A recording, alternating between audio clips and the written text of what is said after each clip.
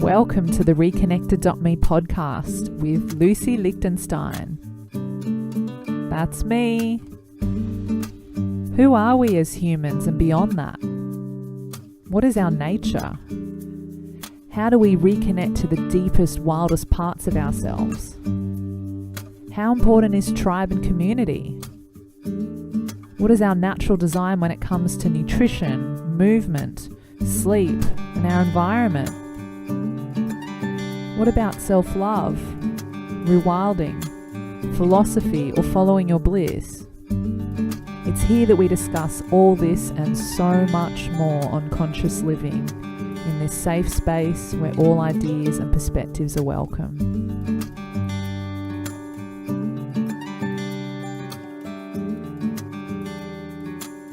And now, on to the show.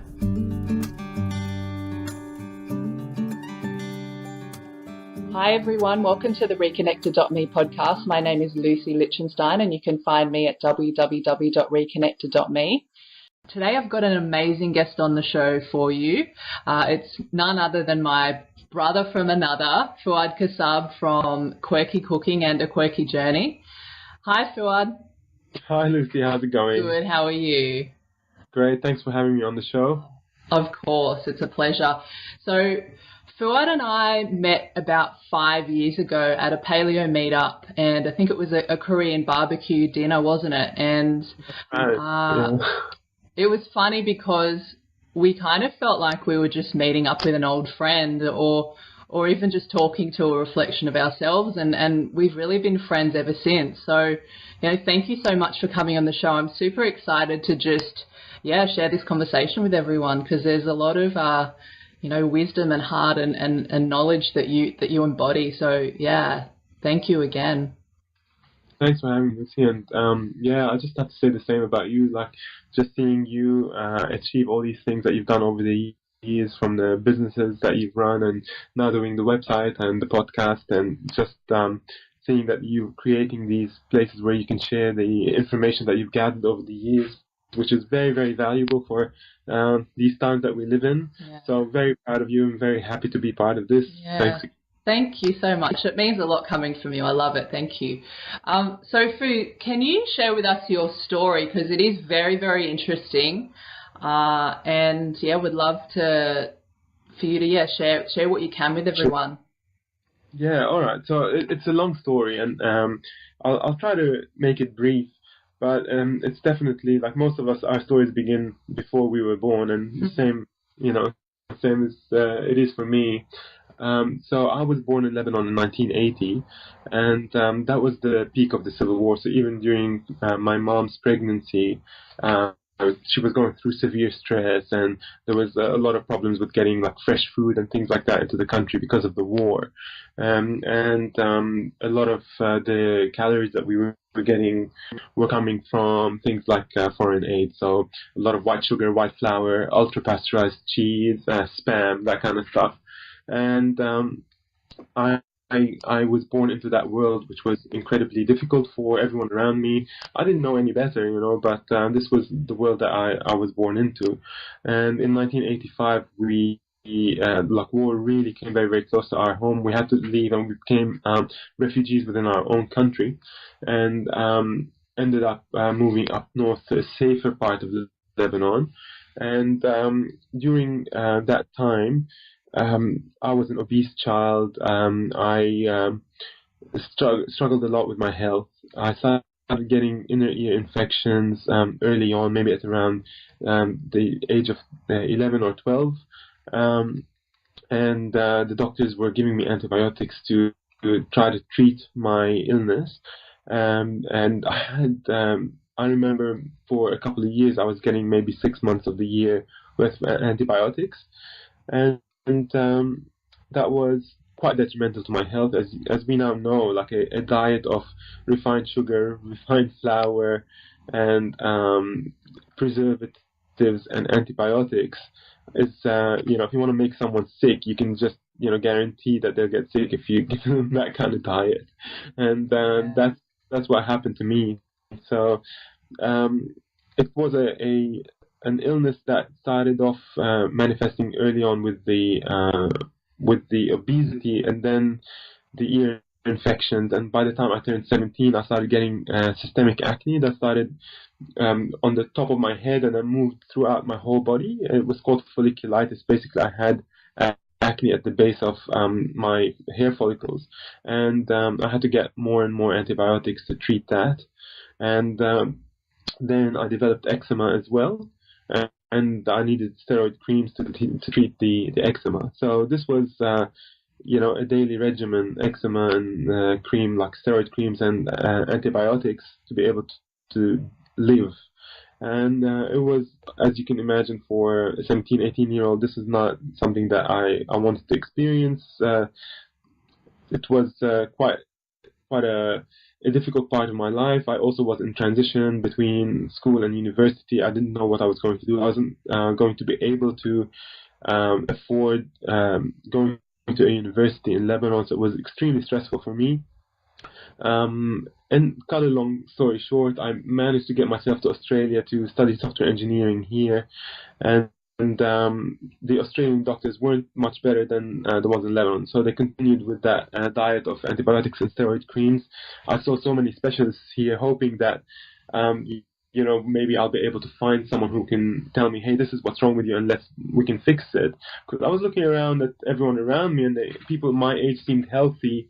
My brothers were certainly healthy, but I wasn't, and I didn't know what was wrong with me. Like, why was I sick when everyone else was healthy? And I just couldn't really get over my sickness in any serious way. I was managing it using benzoyl peroxide creams and washes and steroid creams and things like that until I turned around 30 years old. Now, this is a period of my life when I had my wife and I had our first daughter, and I, at the time, was working as a software engineer, and on the side, I started a blog called The Food Blog in 2006, which was my online memoir about writing stories growing up in Lebanon and talking about Lebanese culture through the lens of food, trying to bring to people a different perspective of Middle Eastern culture and what it meant to be a person who grew up in that kind of culture. And it was a means of creative expression for me. Before I did software engineering, I had been studying English literature at university, and I've always liked expressing myself through language. The blog became popular, and it sort of took me down this road of reviewing restaurants for the Sydney Morning Herald and writing for international magazines like Saveur, which is considered to be the world's best food magazine. And that was a crazy thing for me to go from just having an online blog to just writing for all these amazing food publications. And writing for them deepened my knowledge around food. I was doing two jobs at once. Basically, I was doing the food writing on the side to software engineering. And by the time I was 30, and my first daughter arrived, I had peaked at 128 kilos, and that was just like the hardest time for me, because I was struggling with a lot of anxiety about what kind of parent I was going to be to look after this beautiful child who was perfectly healthy, but was born with a broken father. My health was so bad, and I was at a weight that I knew was unsustainable. And throughout the years, I'd been trying to lose weight through calorie restriction, and I would eat very, very little and exercise a lot, and I'd lose a significant amount of weight. Never felt good about the way I lost weight, because it just felt like deprivation constantly. But I thought the way I was feeling was maybe the reason why I was overweight in the first place was because I lacked the willpower that most people had, and that just feeling deprived was just a normal byproduct of my character going on a diet. And so I didn't really know much about nutrition in terms of how it affects health. And in fact, none of the specialists and the doctors that I saw throughout the years to help me deal with my conditions had brought in nutrition as an element to dealing with my health issues. So in 2011, with all that stress, my daughter is around 1 year old, and I'm stressing out about being overweight and sick and having all these skin issues, I thought I was going to take a break from my career and focus on regaining my health. At least I would lose a little bit of weight.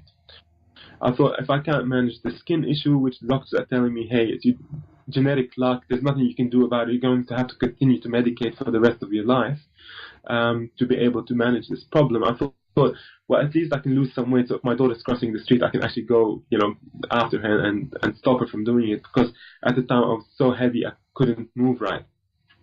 So I thought I'll go through a break from work, go on a calorie-restricted diet, exercise a lot, bring my weight down, and over the next few years, while the weight would start going back up again, which was a normal thing for me. Like I'd go on a diet where I'd lose weight, and then I'll go off the diet and I'll put the weight back on.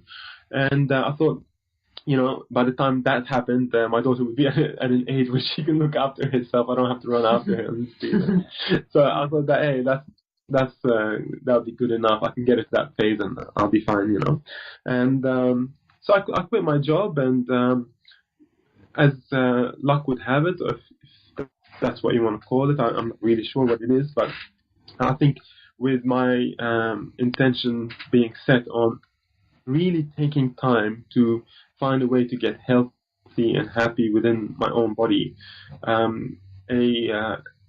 saw an article in the New York Times talking about the toxicity of sugar and what it does to our body. It was written by a science writer called Gary Taubes, and it was making the argument that it's not how much we eat, but what we eat that actually makes a difference in our health.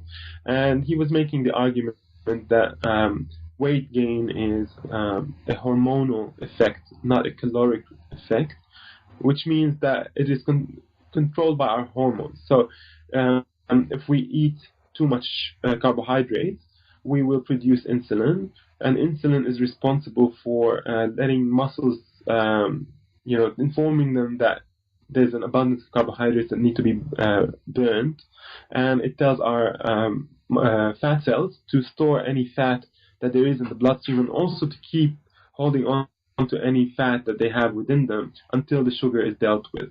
That's because sugar has to be sort of kept within a very narrow band.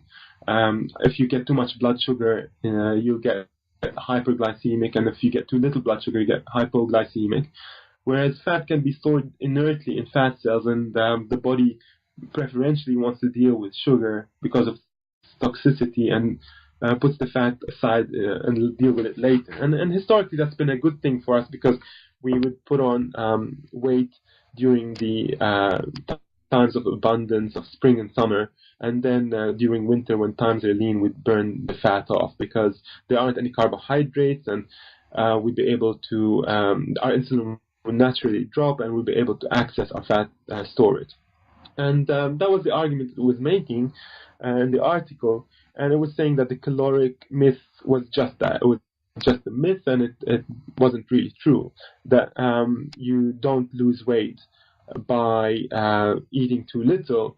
You're actually losing weight by eating too little carbohydrates. That's the difference. You can eat fat, as many calories as you want, as long as your insulin is low, you still lose weight, which was really mind-blowing for me at the time. And the book itself, the article itself pointed back to Gary Taubes' website, and it said something like Gary Taubes is the author of Good Calories, Bad Calories, and Why We Get Fat and What We Can Do About It. And I thought, well, I thought I knew why we got fat and what we can do about it. We get fat because we eat too much and move too little, and we need to lose weight by eating less and moving more, and I knew that for myself. My experience had been that when I'm putting on weight, I'm eating too much, and I'm feeling sedentary, and when I really, really push myself by eating too little and I exercise a lot, I do lose weight. But the hormonal argument sort of clicked within me, and I was like, all right, I'm gonna have a look at a little bit more into this. So I bought his book and read it, and then I said to Elaine, my wife, I said, I'm going to try to go on this diet that this man is talking about. And he was prescribing an Atkins-style diet, saying that you just reduce your carbohydrates to 20 grams or less or whatever it was. I can't remember what it was. But he was saying just go low carb and you'll be fine. And because of my philosophy on food and being a food writer all those years, I'd never really wanted to go on things like Atkins bars and those disgusting, horrible, industrialized foods. So I was just eating a low carb, whole foods diet, and which in 2011 paleo hadn't really surfaced much, especially not in Australia. Yeah. But what I really figured out was after doing this for a while and paleo started becoming more mainstream. I was like, oh, actually, I'm doing a low carb paleo. But I'll tell you what happened basically within a few weeks of going on this kind of diet. My wife was really hesitant, and I said, look, I'm going to try this. This probably might kill me because I'm eating a lot of eggs and bacon and cheese and things like that. And all the good stuff. Yeah, I was worried, but I thought, I'm like, what's the word? At least I'll go happy, Yeah. These are all the things that I sort of thought I needed to deprive myself from. And so I went on this low carb diet, and very, very quickly I'd eat, like, I'll tell you what, maybe 4 or 5 eggs fried in butter with bacon, avocado, and sauteed spinach for breakfast, and I have a steak with butter and salad with like tahini dressing, and the same for dinner. And I'd snack on nuts, and I was eating a lot of food, and every day I'd get on the scales and they'd be pointing downwards, and I just couldn't believe my eyes. I thought I was hallucinating on butter or something.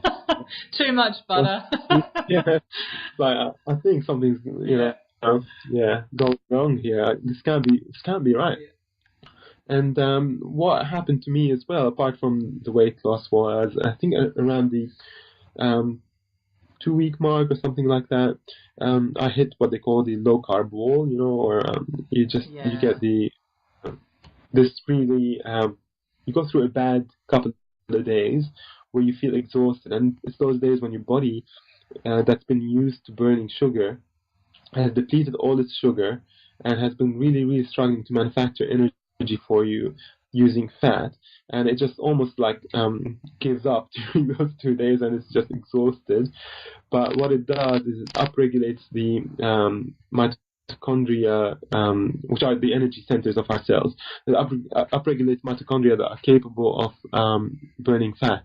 And I woke up after the low carb flu days.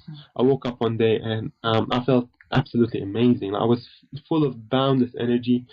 My head was clear. My thoughts were clear. It felt like a fog had been lifted off me for the first time in my life. I was seeing the world in a way that was fresh, and everything was so amazing. Like, just absolutely like a beautiful world was unfolding for me, and I just didn't believe what was happening. I thought maybe, definitely too much butter, and there's some form of alternative. It's kind of like looking at the world through fresh eyes again, really, isn't it? Yeah, like I realized I've been living in a haze, all this, and I wasn't really aware of it. That somehow the food that I was eating had muted my ability to perceive the world and interact with. It kind of numbs you, or you're very numb to what's going on around you and to life, And we don't know better because that's all we've known. Totally, And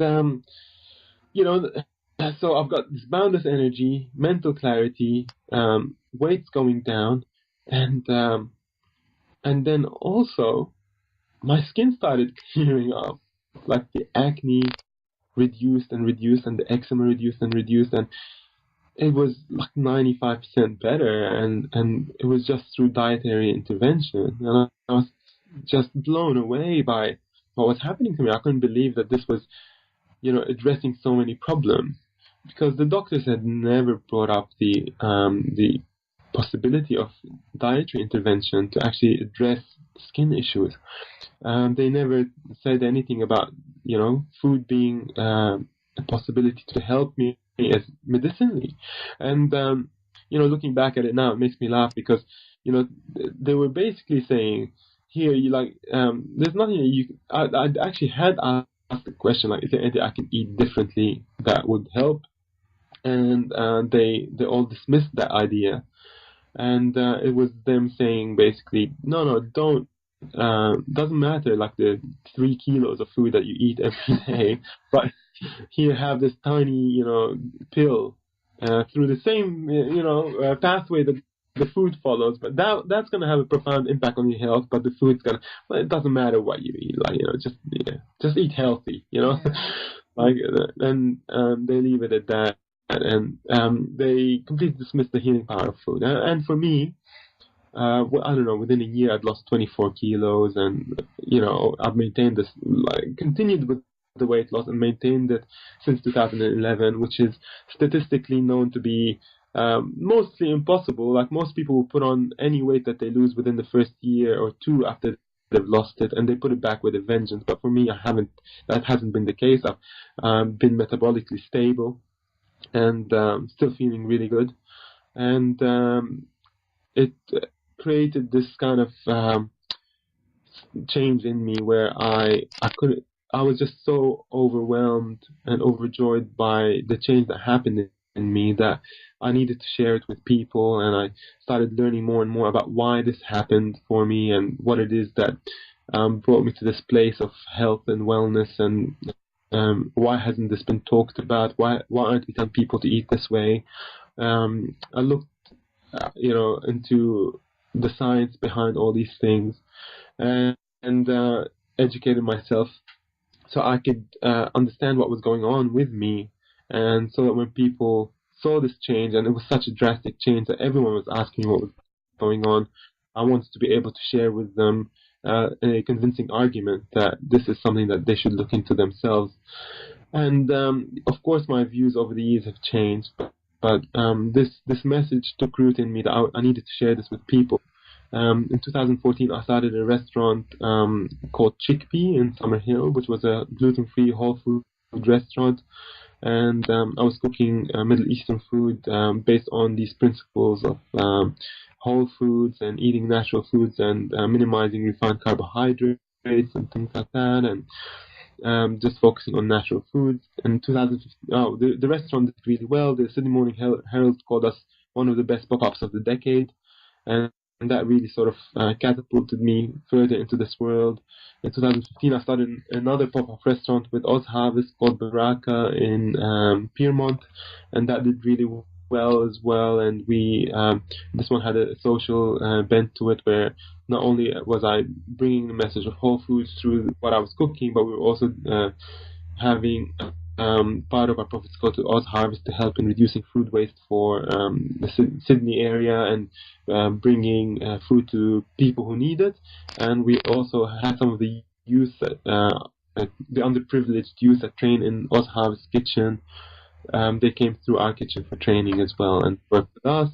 And that went on for 5-6 months as a pop-up as well. And then after I finished that, I started a new project with a very good friend of mine, Jo Witten from Quirky Cooking, who you've already interviewed on this podcast. Yeah, she's coming on the podcast. Yeah. Okay, cool. So with Jo and I have been writing a cookbook called Life Changing Food. It comes out in April this year, and this is a gluten-free whole food cookbook because we feel this message needs to be shared. We need to tell people about this way of eating, and that this is a pathway to health that is very easy. It doesn't require much scientific knowledge, and you should be learning how to eat this way in order to regain your health, because we feel that this is really, eating whole foods is the way back to health, and we need to tell this message, and this is what we've been doing over the past year, writing this cookbook. Beautiful, and it's coming out soon, isn't it? In a couple of months. Yes, April it'll hit the shores of Australia. So amazing. Yeah, very so exciting. Yeah. Wow, there's so much in your story that I'd love to kind of address, but I'll just say, isn't it funny that you have this one little, I suppose, turning point, and for you it was finding Gary Taubes' article about sugar. And then for me, it was, I had a similar kind of experience where I came across something that really challenged the way that I thought and just challenged my paradigm of what I thought I knew to be true. And then it kind of just it flips your world on its head, and it kind of challenges you to go, hang on a second, what's happening here? And then, look at the path that we've both kind of walked down now. It's just the way it's unfolded, and it's just amazing. Like I can't even, like you said before, when you were thinking back on things, you kind of just have to go, wow, like how have we come to all of this? Like how did we get here? And of course, it's getting better, and there's a lot more awareness around health and food. But I don't know, have you seen that new video that come out through recently of the head of the World Heart Foundation talking about how saturated fat doesn't cause heart disease, and actually sugar is a much bigger problem, and that salt is also not something that should be of concern.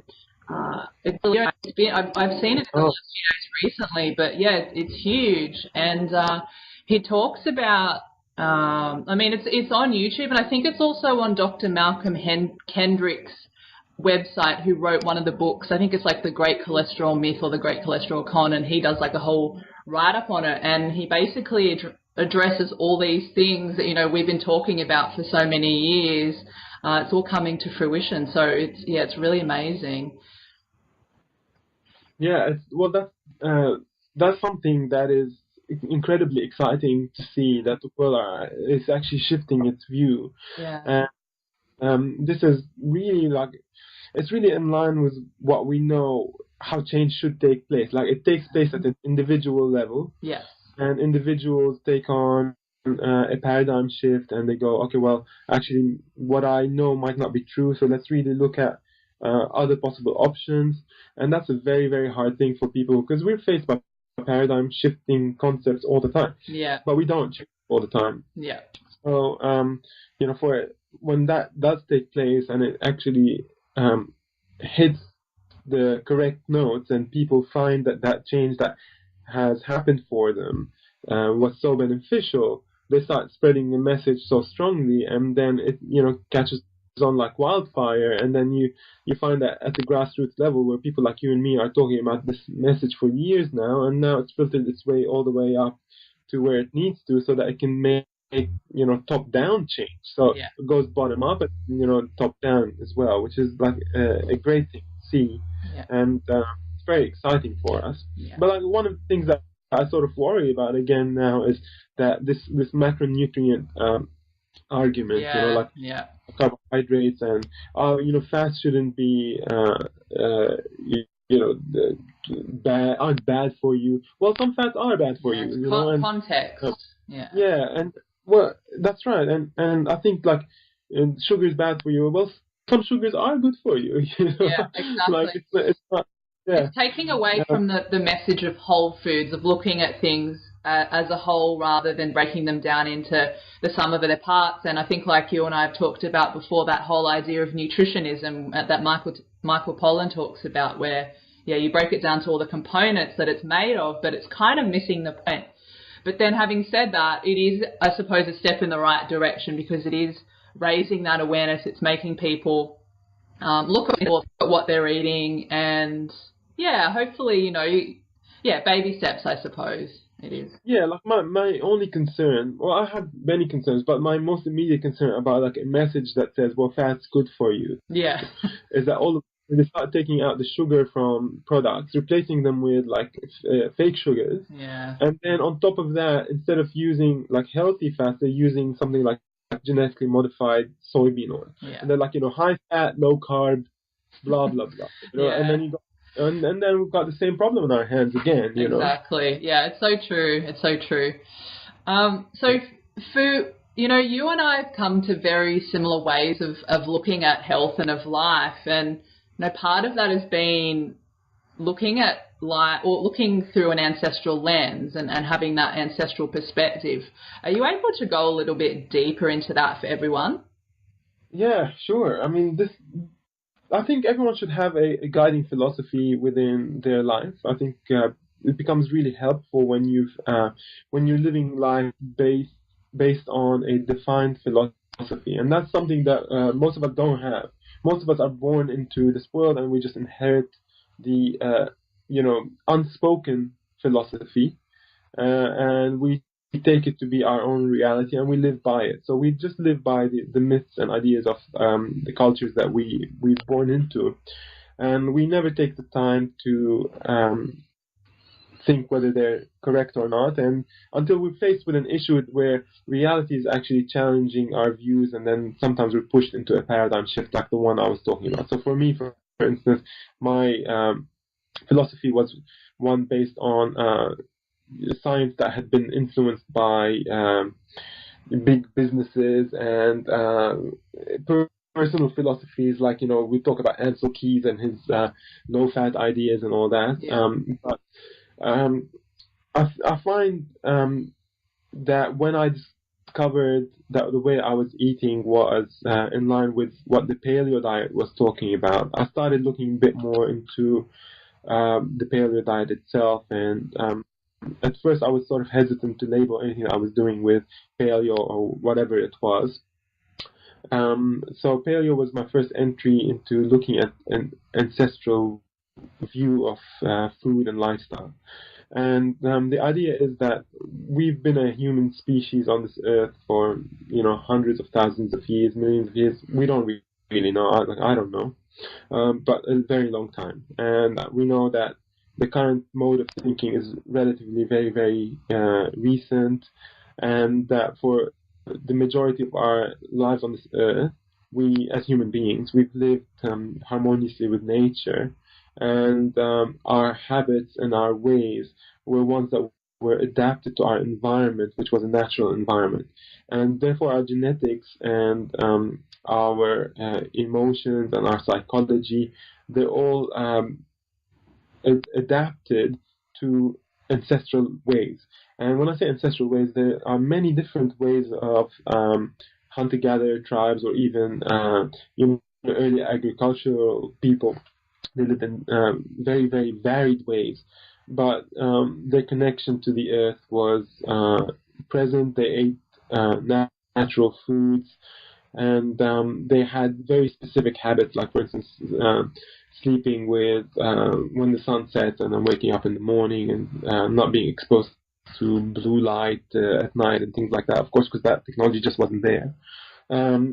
But the ancestral lens gives us this really broad and old way of looking at how the human body genetically is supposed to interact in its environment, and looking at our ancestors and the way that they ate and moved and lived, we can extrapolate what is the most natural way for us to grow within this world as well. So this is why paleo does so well, is because it's sort of paleo people don't like using the word mimicry, but it is somewhat like mimicking the ways of our ancestors by eating certain types of whole foods and omitting others. And we use the word mimicking, of course, because we don't live in a natural environment anymore, and even when we're eating whole foods, they don't resemble the foods that were there, say, 10,000 years ago, because we've hybridized foods for flavor and sweetness and portability and all that kind of stuff. But still, the view still holds that if we were to make a choice between any form of whole food that nature provides, or an industrialized food, for instance, then the whole food's going to win, hands down. And if we were to look at other aspects of our lives as well, most of the time the ancestral way will be the one that we're most adapted to. Like, for instance, a lot of talk about things like earthing, and that people say that we're disconnected from the earth and we should be connected with it. And this is something that like we look at ancestrally to be able to determine what the right choice is. And when a decision that might be confusing to us, like which way do we go, we look at the ancestral way and we say, well, our ancestors favored this way of doing things. So most likely this will be the better way for us as well, because they've had hundreds of thousands of years of experimentation and adaptation to have a natural response to this situation, and this is how we should do it. So it gives you a really strong philosophy to be able to guide your life through, and to make decisions in your life without much confusion. You don't have to be confused about the way that you live your life, because you have that kind of really strong philosophy. Definitely. And I think when you have a philosophy like that, because there's so much conflicting information coming at us all the time, and everyone has a different way of doing things, if you have that really strong grounded philosophy, it's something that can help you navigate through all that. And I suppose also what I wanted to say was around the whole ancestral perspective is, like you said, it's not trying to do exactly what our ancestors did, because we're not living in the same time and our modern world is so different, but it really is about doing the best that we can within a modern context. And perhaps even, technology is a very prominent thing now, and, it's not really going anywhere. So I suppose we've kind of got to learn to work with it and use it in a way that is, as sensible as possible as well. So, yeah. It's an amazing thing. I think technology is definitely amazing. And we wouldn't be able to be doing this right now. That's right, yeah. And I think where I stand is I believe that the next leap for us, if we were to take the right step as a human race, would be to continue the use of technology, but also continue to expand our relationship and understanding of our relationship with our natural environment, and using technology to make our lives more in sync with nature if possible. And this is not far-fetched for us, because nature is our true home. And we can use technology, like imagine having unlimited energy through like solar power and wind and water, and being able to have clean energy that allows us to plant food all around the world and provide food for the planet without damage to the environment and without pollution, and living in ways that are harmonious with nature, and harvesting the energies that this universe provides to us here, and being able to have a clean, sustainable life from it. That's an amazing use of technology, and if we can go down that direction, it would like a much better world. Of course, I'm not trying to be sort of utopian about this, but this is well reached, and countries are already starting to take those types of steps towards sustainable energies. And from sustainable energies and sustainable technologies, if we make them, if we take an attitude towards improving the health of the planet, which is actually, severely impaired at the moment because of our unsustainable practices. If we start restoring health to the oceans and the arable land, then we'll start seeing a lot of good social change and improvement in our health, because our health is tied to the health of the planet. So absolutely, I couldn't agree more.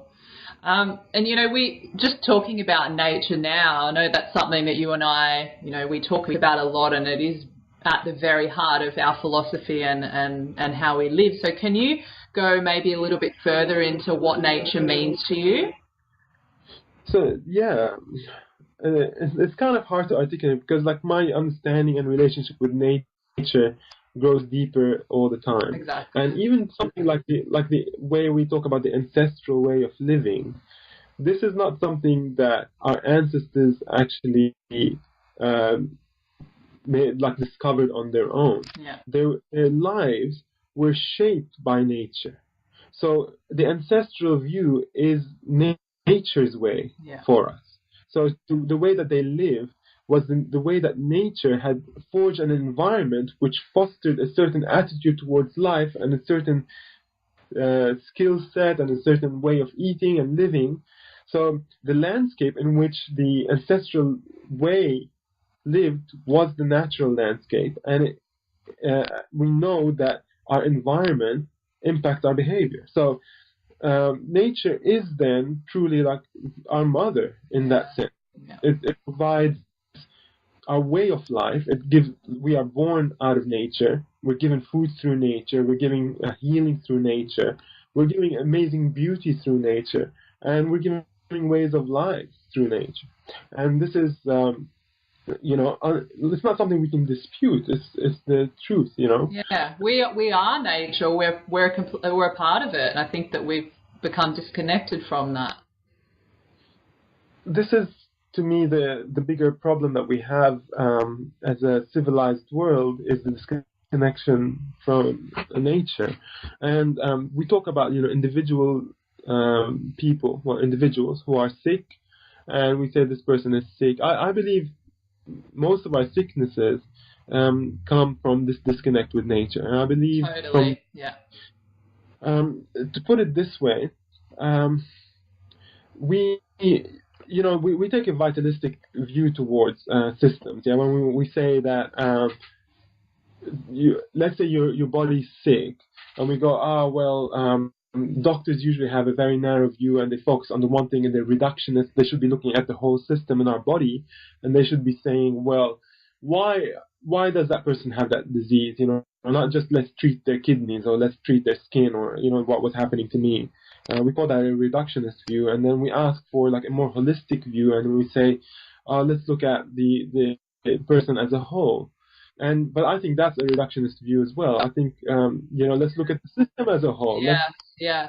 This entire the way that the human being species interacts with the planet itself, and because it is also a myopic view for us to just stop looking just at the individual level, because our sicknesses can also be seen as a sickness of the wider society and its disconnect from nature. So if, let's say, we're growing up in a world where nature is our land, and we know that natural food is the best way of eating because there's no other way, then when someone comes and brings us industrialized foods, and our solid, strong philosophy is to only eat foods that Mother Earth provides us, and then you get something like a Coca-Cola or white sugar or something like that. You look at that food and you go, well, this is not food. It's not food for me. And this kind of attitude could be an attitude that's fostered in a society at large. But our societies don't have these attitudes, and that's because they are disconnected. Sorry about that. And we will say that if we don't want to be sick, then we shouldn't be eating food that's not natural to us. And if the society took that attitude, that's a society that's in tune with where they come from and in tune with Earth as a planet and as a mother. And therefore, I feel our society has a kind of sickness in its disconnect from nature, and that sickness trickles down at an individual level and creates all sorts of individual sickness. So, my own sickness being overweight and having all these skin issues, it came from my society's attitudes towards nature. The environment that I grew up in was polluted with industrialized food. So that kind of environment caused sickness in me, and the environment was created due to the disconnect of the society from nature itself. So that's my view in terms of nature and our connection to it. So we have, as we said before, a bottom-up approach of having the individuals turned on again to go back to nature as their home and understanding it. I'm not asking people to go live in caves, but just to acknowledge that this is their true home, and that they can use technology to live safely and comfortably, but also to further their interaction with nature. And as this kind of philosophy takes hold, and it is more and more in this world, people are understanding this again, then we'll start seeing it go right to the top and then trickle back down at a society changing way. So this is my hope. Yeah, that's so beautiful. And, I love how you said that it's not even about looking at the individual as a whole, because that's still compartmentalizing, what's going on here, and really you have to look at the whole ecosystem. So, not just human beings, but, the microorganisms and the plants and the animals and the soil and on and on and on and on. You definitely have to look at the bigger picture view of the whole system. So I love that you said that. And, something else that came to mind for me was when you're talking about sort of society's view or the culture that we've kind of been brought up in. I was watching a documentary the other day. I think it was maybe on the Mayans from South America, and something that was really interesting that I thought that they said was they like to sit on the floor because they want to be connected to the earth. And I love that because, that really shows that is something that is really a part of their culture that's perhaps missing in ours. And, a lot of us are starting to kind of get that message and try to reconnect and do all those things. But I just thought that was really profound to hear that. Yeah, so this is, as well for us, like people who are disconnected from nature, as we start looking back and go, well, that's nice, they want to sort of, they want to be connected to nature, but we don't even understand to what extent their view of being connected to nature means. Like, what does it mean to them to be connected to nature? Because, the Andeans and the Mayans and the, South American Indians, like the entire Indian people of America, I don't know if that's the best way to call it, American Indians, I guess. Yeah. But they think of Mother Earth as true mother, like they call her Pachamama. Exactly. And they have a relationship with her as if she's their mother. Like, and this is not in a romanticized way. This is like it's their mother to them, Yeah. So when they're sitting on Mother Earth, like they're sitting in their mother's lap. That's the way to see it. It's a very different way. Like, we go, I just want to sit on the earth to be earthed, so that electromagnetic forces of the earth, like, to them this is just a real connection with a sentient being. A very different view to the way that we see it. Absolutely. So I'll switch gears a little bit here. I think we've both come to a place in our life journeys where we've both kind of realized that after, going through all this health stuff and looking at what else there is about life, that we've both sort of started to realize it's about really knowing ourselves and it's about looking within. We've spoken about before, and I know I've heard you speak about this plenty of times, about the concept of I am and having a sense of I am. Can you explain that a little bit further for people listening? Look, this is, of course, not something that I've figured out in my life. This is an ongoing quest for me of trying to understand the nature of myself. But I think the way that we grow up is we're born into this body, of course, and we all say that. We say, I was born, into this body, and as if the I is born into this body, like as if we recognize that there's some kind of distinction between the body and me, because we call it my body, as if I'm separate to the body. And we say I'm born into the body, and we're all born into our bodies individually, and in that birth we all have a sense of being.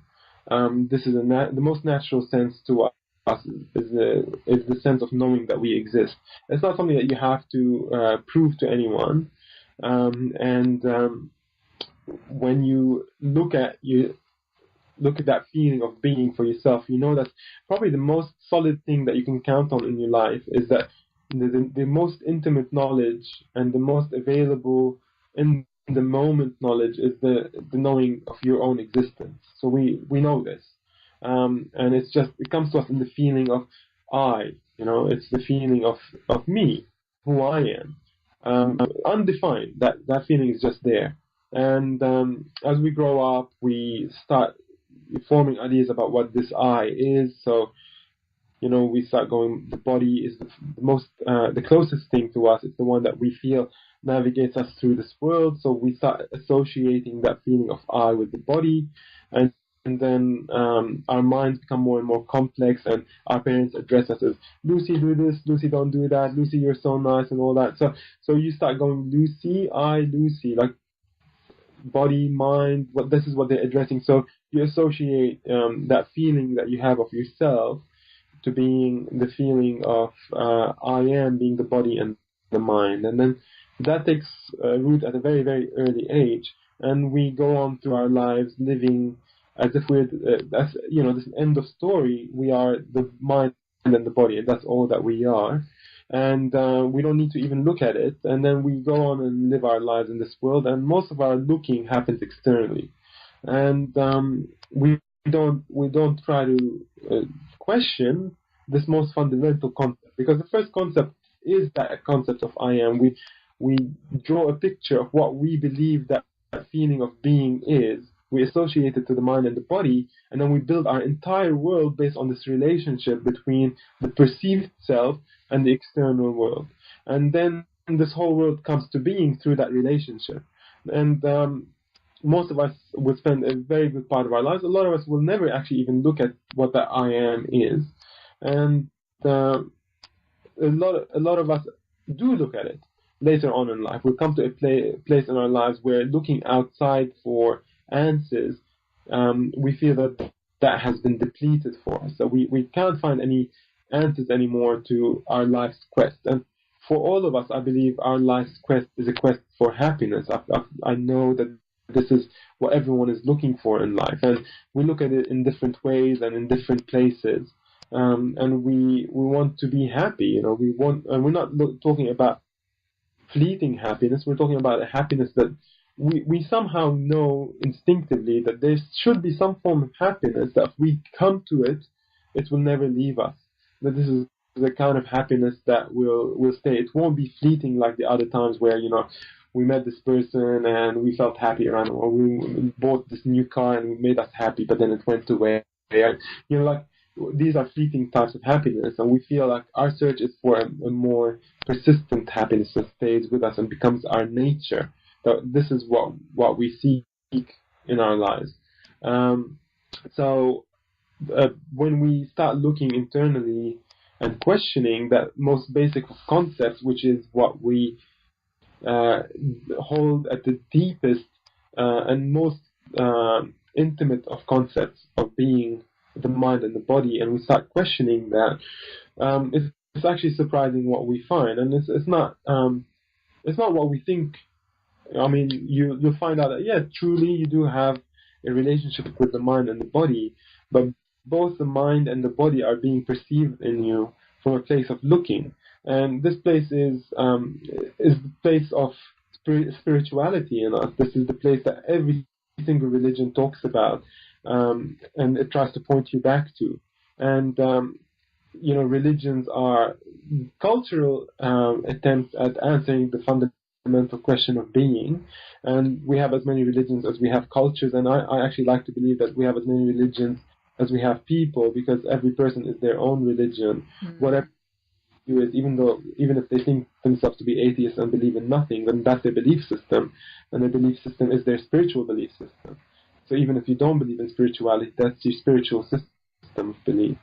So I'm looking at that place of being and looking at what it is that I am.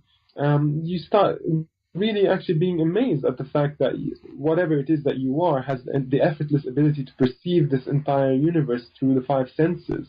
What is this life? And that question of being questioning what the experience of life is a beautiful one for a human being to come to, because it's not something that burdens you. It's one where when you start looking at it, it starts giving you internal joy and happiness and peace.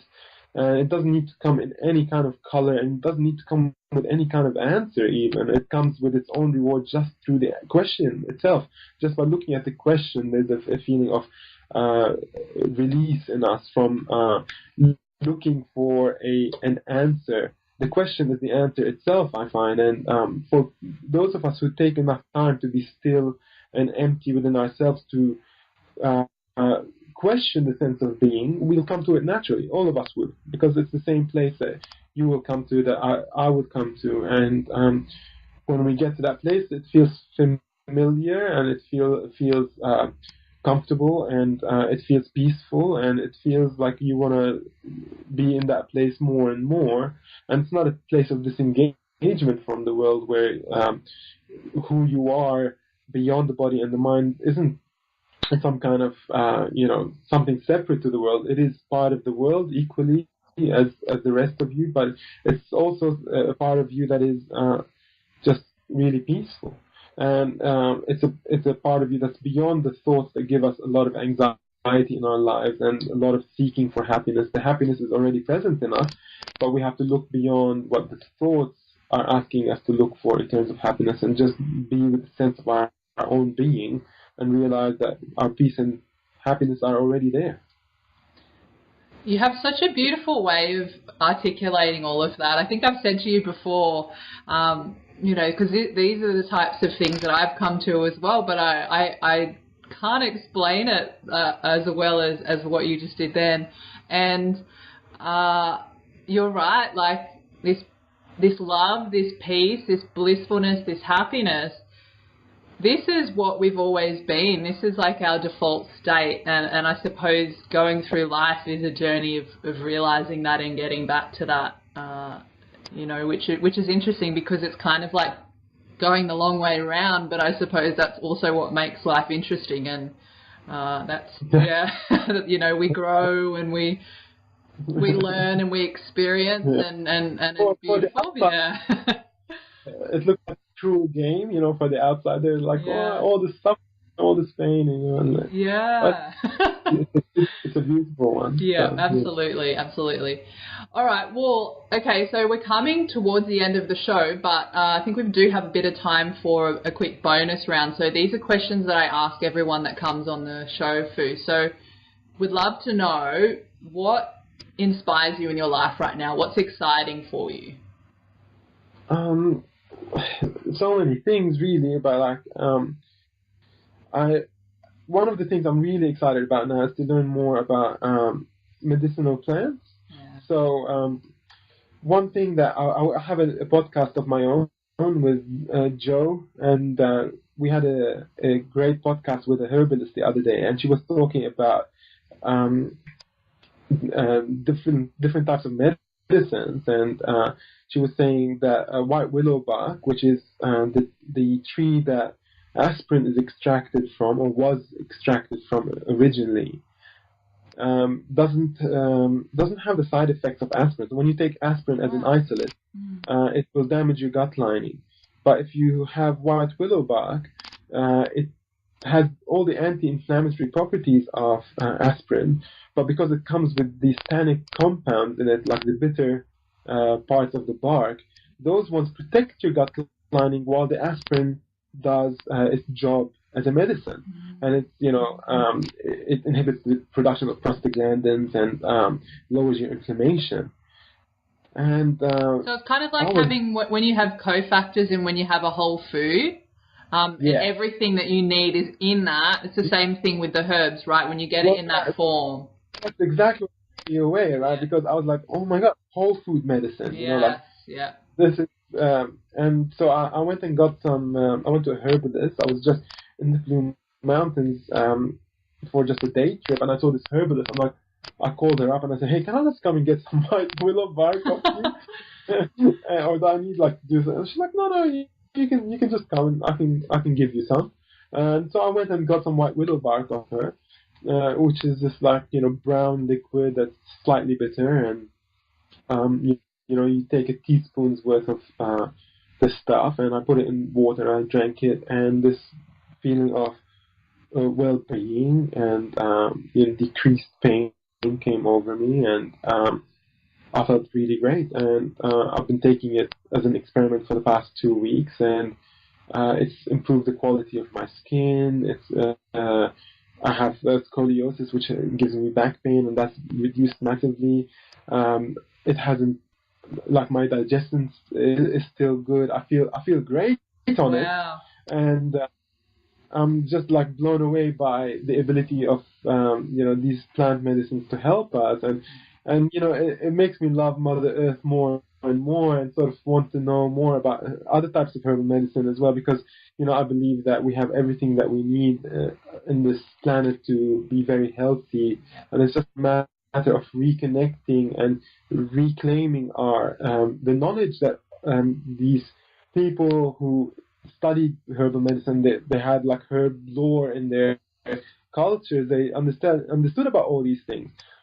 I'm excited to see now that we're at a scientific age where we can take something like white willow bark and extract it in its whole form, but also know the exact dosage of it so that we don't overdose of it on it, and have these problems that Western medicine usually uses to criticize herbal medicine. Wow. So we can have the best of both, where we can just look at these plants, really gain their full benefit, and use them as allies in our lives to help us have better health, better energy, more clarity, less pain, and allow us to live our lives, in symbiosis with them. Because, of course, if these plants are things that are going to help us, then the ethical thing to do is to look after their well-being as well as they look after ours, and guarantee that our mutual survival. Yeah. And this excites me a lot. So I'm trying to learn more and more about herbal medicine for my own self. Yeah. And my aim is to get 20 or so, the knowledge of 20 or so plants. I just set that number for myself, just so that I could say, I got to know these plants myself. Yeah. And, wow. It makes me very excited to learn about this. So I've got a few friends who are herbalists that I've teed up to go and talk to them, because I never really understood or like the real potency of this stuff, and I never understood.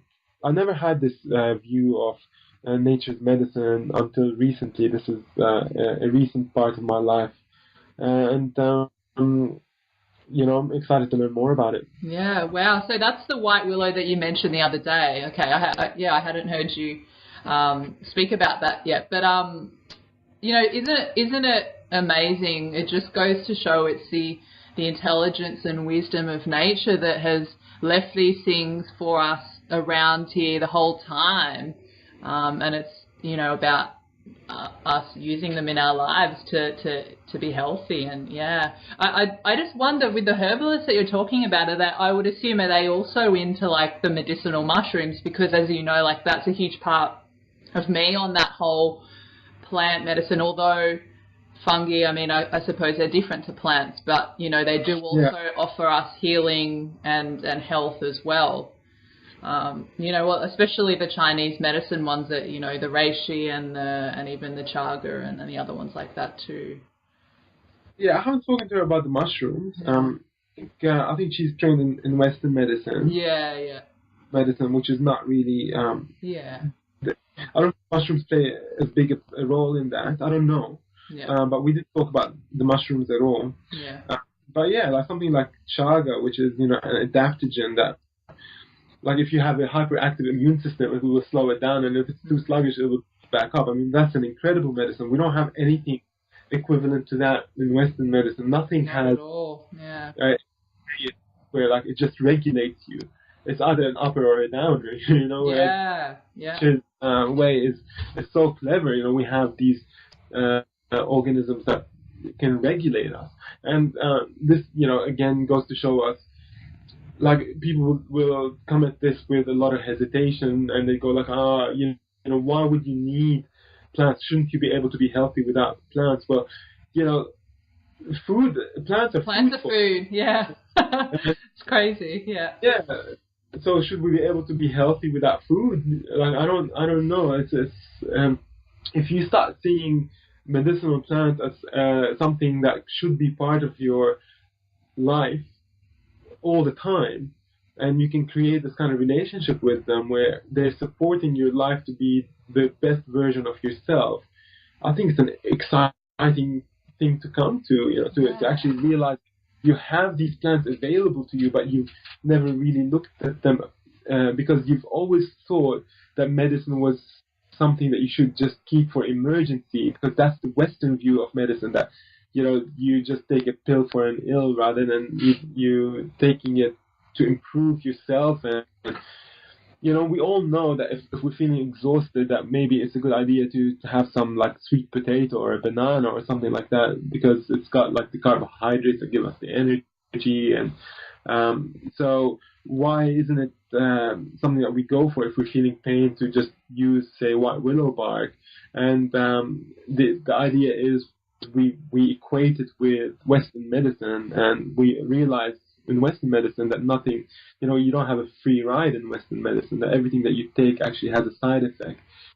But if you come to like herbal medicine, which has a long history of use and within in the human genome, and it's an organism that provides the cure for you and all the cofactors that support that plant to be just nothing but beneficial in your system while we take it.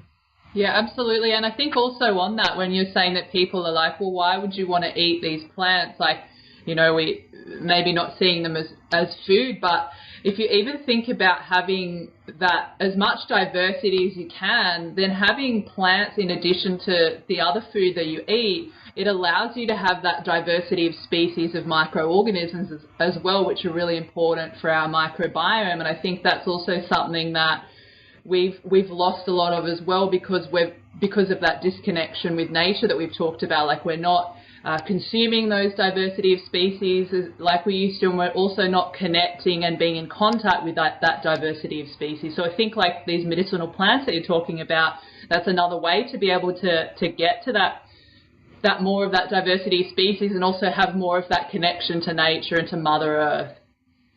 Yeah, absolutely. I mean, we're starting to see, like, people talk about things like the anti-inflammatory abilities of turmeric, for instance. That's all the rage at the moment. Like, everyone, like, starting to look yellow. Turmeric lattes for everyone. Yeah, that's right. And that's a great thing. Yeah. But that's herbal medicine. Yeah. We don't realize. Yeah. Yeah. And people are being encouraged to have it as a daily part of their diet, as an anti-inflammatory medicine. Yeah. This is what we're saying, really. So what else is there? Turmeric is one of, 500,000 plant species in the world, something like that. So, like, we have such a biodiverse system of plants, and we have thousands and thousands of years worth of knowledge around herbal medicine, which we can make use of. So that's exciting, yeah. Yeah, beautiful. I love it. So, Fu, what are some negotiables that you have in your life? What are some things that maybe you have to do each day or most days? There's definitely, like, being out in nature is a big part of my life. So I used to be a software engineer. I spent a lot of time indoors, and now I try to be outdoors as much as I can. I try to get as much sunshine as I can. Actually, I moved to this new place like a year ago, and I would sort of go outside. I work from home. I would go outside and get some sunshine in my backyard. I'll take my top off to get, like, my 20-30 minutes of sunshine. And it came to me, like, my neighbors they look at me and go, what's this guy? Like, he doesn't work. Like, he's always out there. He's a nature hippie, yeah. I'm like, oh my God, I'm that neighbor, like. So you wouldn't have it any other way, though. No, like, this, this is such a beautiful life for me, to be able. It's just so much happier. I'm so much happier just to be more connected with my true origin, and I just wouldn't have it any other way.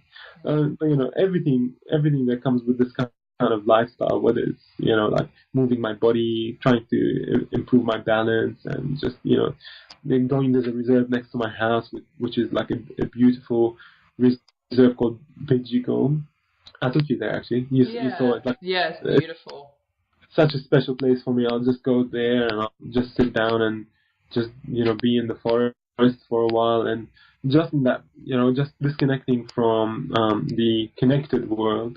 There's a feeling of well-being and improved energy and improved mood and all that. So I try to be in nature as often as I can. Yeah. Well, and isn't it funny that just being out in nature, I mean, quite clearly that shows that having that connection, you know how you feel when you're out there, right? I mean, you don't even really need science to prove that. You know that you feel calm, you feel clear, and you feel happy, and you feel grounded, and you know there's really something to that. And I agree with you. That's probably my number one as well, is being that close to nature for sure. I'm trying to bring all the other stuff, I'll go to nature and then I'll have my movement, and I'll go to nature and I'll just go, wow, this is so beautiful. I'm just grateful to be here, and take like gratitude is big. Yeah. And then you go, and you're sitting in silence, and that's your meditation done for the day. You're like multitasking while you're in nature. Yeah, you get sunshine as well, and yeah. Oh, beautiful. I suppose it's kind of like a modern take on doing it, right? You try and get as many things done in the one piece of time as possible. It's like, what do you call it? It's productivity. That's right. Yeah. It's just that's really just our natural expression in nature, is to experience stillness, to experience gratitude, to experience happiness, to experience movement and sunshine and essential oils from the forest and all that. They come to us just naturally by being there. We don't have to make an effort, and this is the beauty of nature. Like it's not there's nothing that you need to supplement. It's got it all. Yeah, and you don't even need to break down nature into those parts. I mean, like, you would just be like, okay, I am in nature, and this is how it is, rather than. But I suppose we view things a little bit differently. So Fu, we'd love to know, what is one book, podcast and documentary that you love and you recommend to people? One book? Oh, God. Well, look, there's a few books. You can name a few if you want, quickly. There's a book I'm reading now called Braiding Sweetgrass by Robin Wall Kimmerer, and she's a native American Indian, and she's an amazing writer, like a beautiful poet, and she talks about her life as a botanist in the United States. She's got a PhD in botany, and the way she writes is about her relationship with the land, and it's just an incredibly beautiful piece of humanity. Just looking at that woman's life, it's just beautiful. And I highly recommend the book. Actually, you can get it on audible.com, which is where I got it from. I'm listening to the book. One book that I really love is called Falling into Grace by Adyashanti, who's a spiritual. This is a great book. And for those of you who are like feeling drawn into spirituality, but you don't want like the religious undertones of it all, it's a great place to start.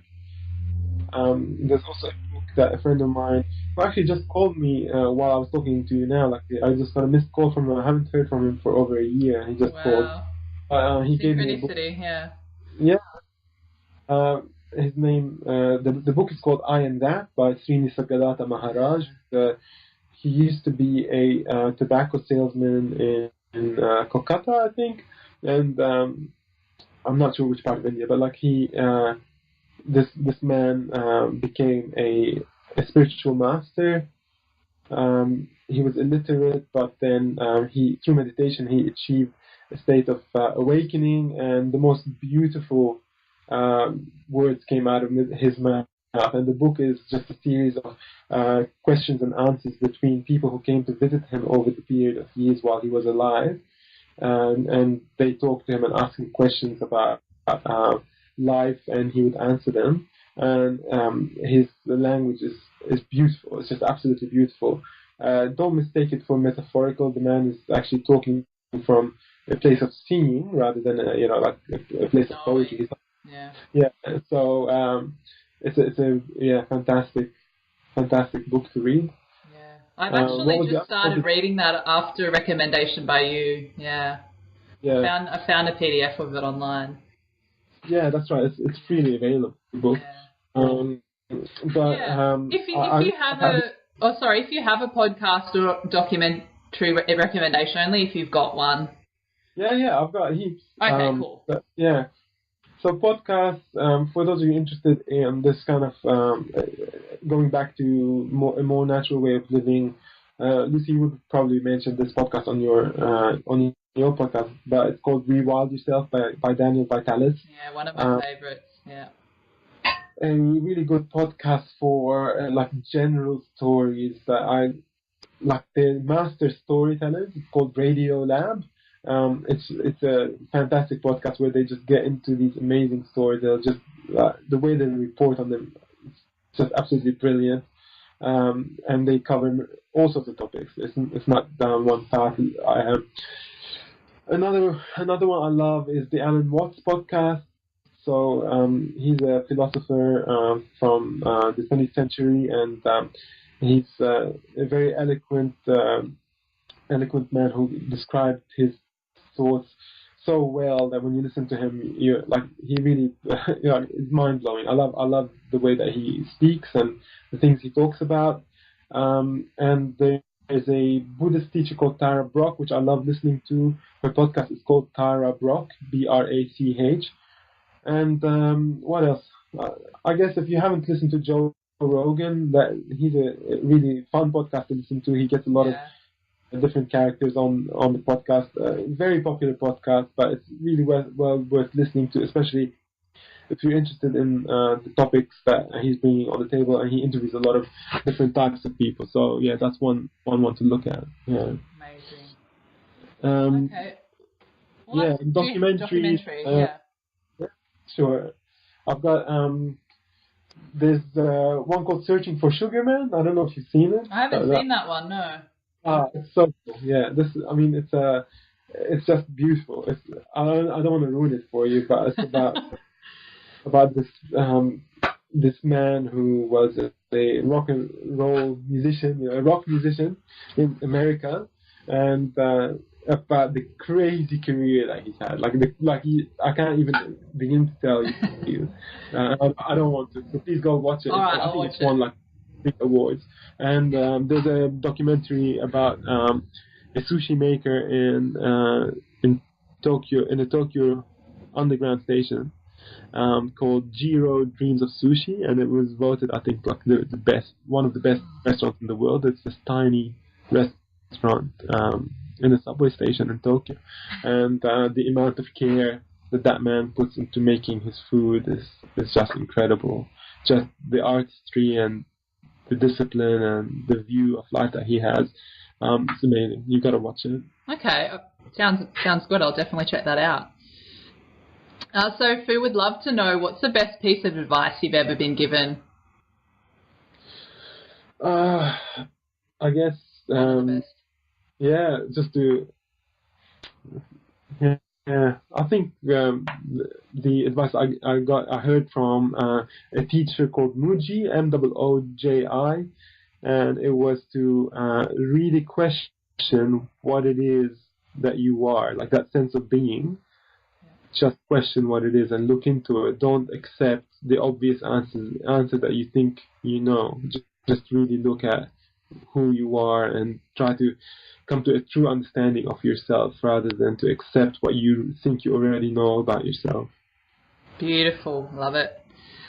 So, Fu, the name of this show is Reconnected.me, and I explain it as knowing our true nature. Would love to know what being reconnected means to you. And maybe it's, it could be a summary of everything that we've just talked about, but I know you could talk about it for a while. Just quickly, how did you come up with that name? I was actually meant to mention that at the beginning of the show. I did mention it in the introduction episode, but I'll mention it again. So Fu actually came up with the name Reconnected.me. He knows my journey very well. And it was a way to kind of, for me to be able to express myself in many different ways and not kind of limit it to one thing. So, yeah, Fu takes the credit for that one. So I guess, this would have been, if I had a podcast on my own, I probably would have called it that myself. So you and I have parallel lives. And, yeah, we do. But, we'll be doing things, I'm sure, in this vein in the future. Yeah, but go ahead. Yeah, so it's the same. What it means to you is what it means to me. I want to come to a better understanding of myself, better understanding of my relationship with this earth and the life that I'm living, knowing it better, knowing how to live it better, knowing how to bring more peace and happiness and health into people's lives. And this is the focus of my life. And I find that the more connected I am to my true self, the more I'm able to be of service to other people and like my family and my friends and the circle of impact that I have. So yeah, that's really what being reconnected means to me, is to spread happiness and joy as much as I can.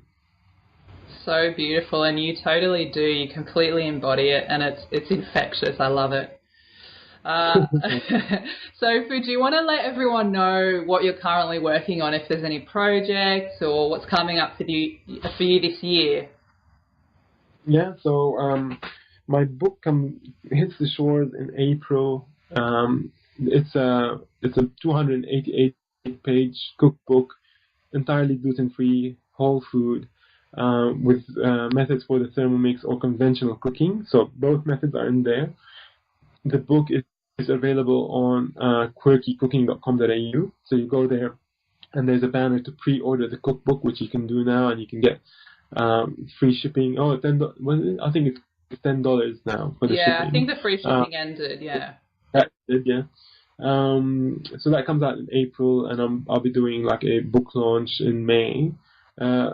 I believe towards the end of April.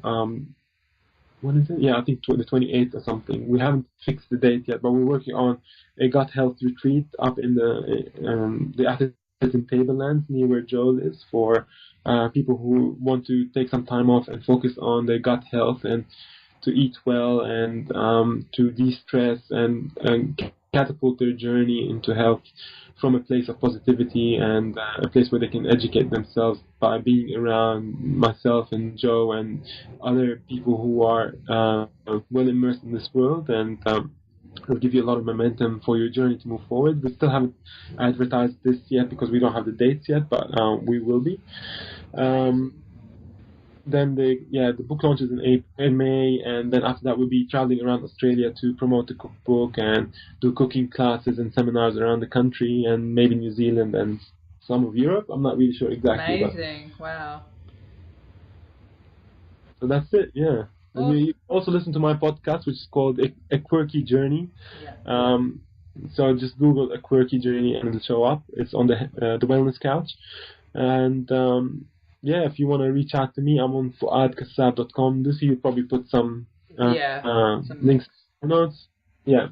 Yeah. And the foodblog.com.au, I suppose, if anyone wants to read your sort of food and food journey from early on that you mentioned in your introduction. Yes, and I'm also on Facebook on Fouad Kassab Health.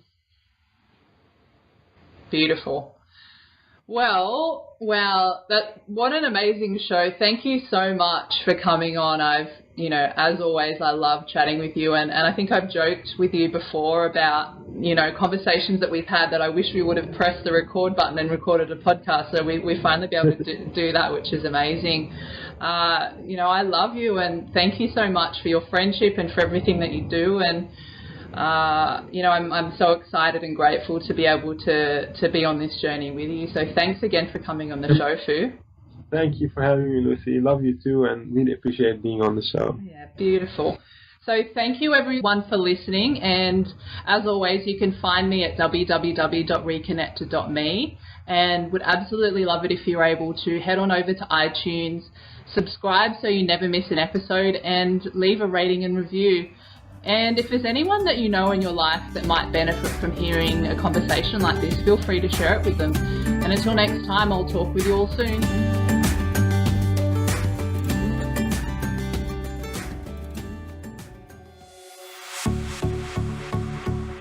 This has been a production of TheWellnessCouch.com. Check us out on Facebook and join in the conversation on Facebook.com/TheWellnessCouch. Subscribe to each show on iTunes and check us out on Twitter. The Wellness Couch, streaming wellness into your lives.